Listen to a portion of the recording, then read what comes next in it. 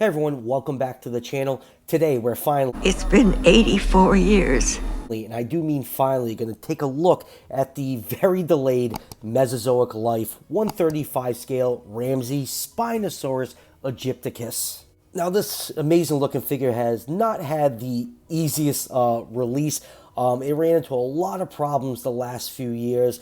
This beautiful figure was designed by Kevin Miguel. He's also known as Blaken on YouTube.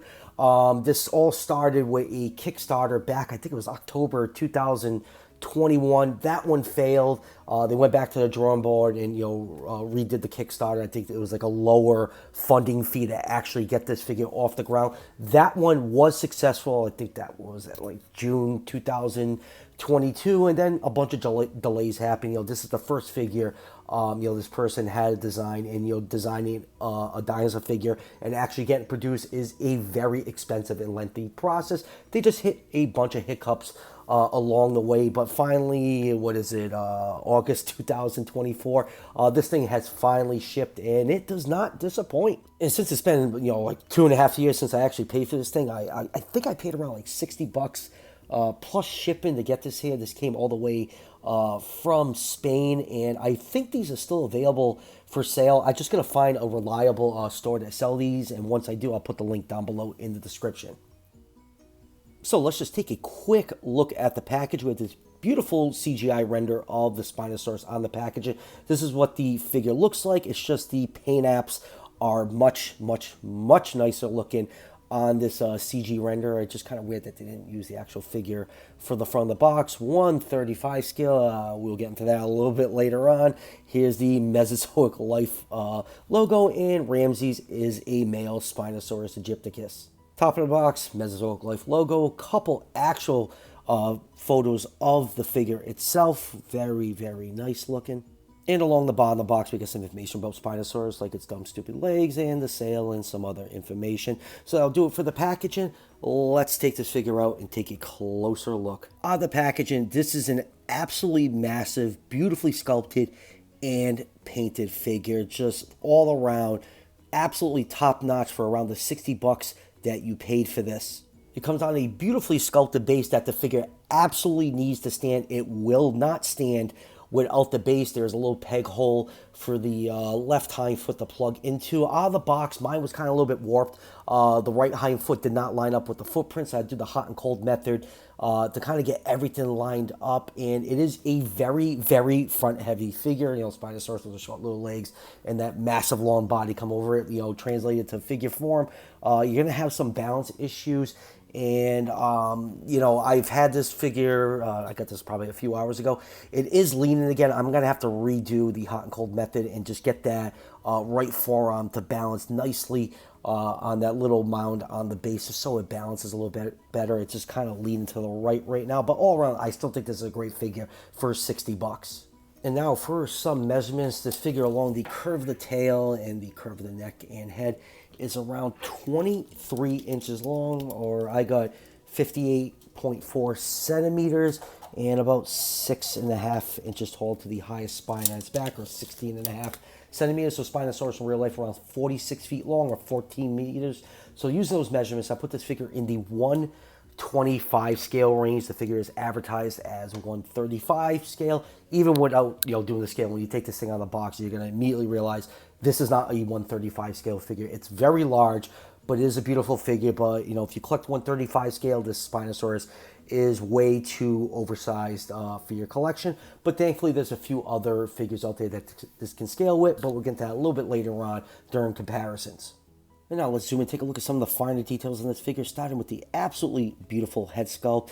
You can see the crest above the eyes is decked out. Nice bright red paint of a little dash of white below that. Eye is done in bright green with a black pupil. You can see the ear canal sculpted in. Behind the orbit, you have some nice white paint, and then the upper jaw is very nicely detailed, all done in blacks and grays. I don't know if the camera's really not picking up too much, but there's a little bit of a wash of like a yellowish green color along the upper part of the snout. The teeth are all nicely sculpted, done in a nice yellowish white. Same thing for the lower jaw, and then inside the mouth we have a nice bright pink tongue sculpted in. Really no fine details on the top of the upper jaw, but all around that head sculpt is absolutely gorgeous looking. And then going down to the neck, we have a nice little row of osteoderms going down to the neck, going all the way down to the body, eventually breaks up into two rows. Main body is done in this nice light gray coloration with black highlights on the edges. Very, very nicely done. Kind of atypical for a Spinosaurus coloration. I really like this color scheme on it. It really makes this figure stand out among the other Spinosaurus. Then you have this nice bright orange for the sail with yellow in the middle. Very, very cool.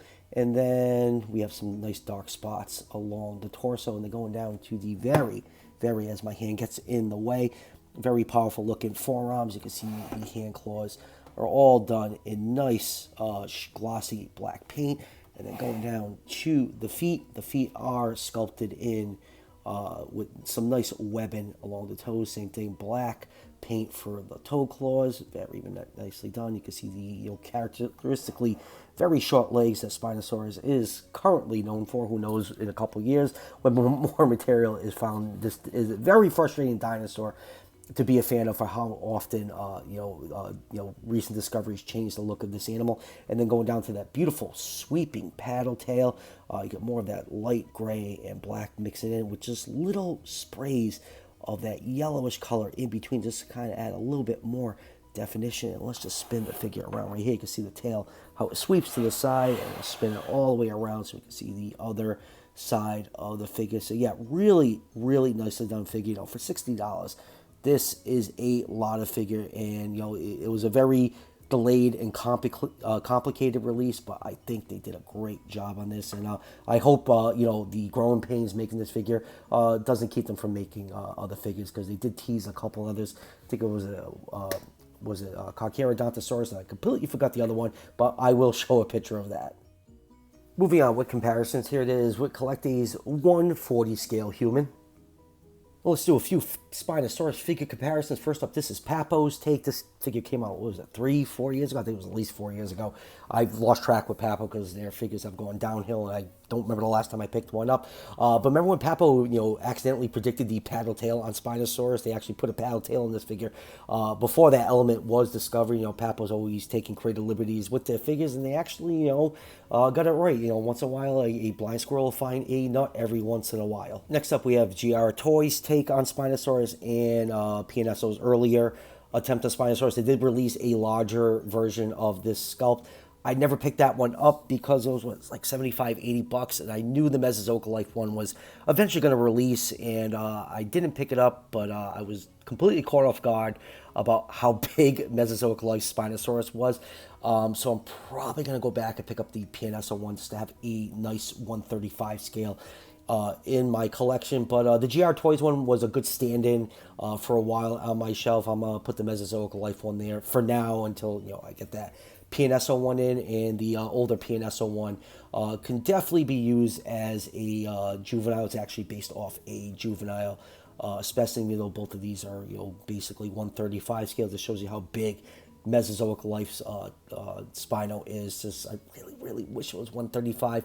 I'm not hating it that it's 1/25 scale. It looks absolutely great, but just with the majority of my collection being 1/35, it just really doesn't have a spot to fit in. And lastly, for Spinosaurus comparisons, here it is with PNSO's first attempt at a Spino. I think this figure is, 5 or 6 years old now?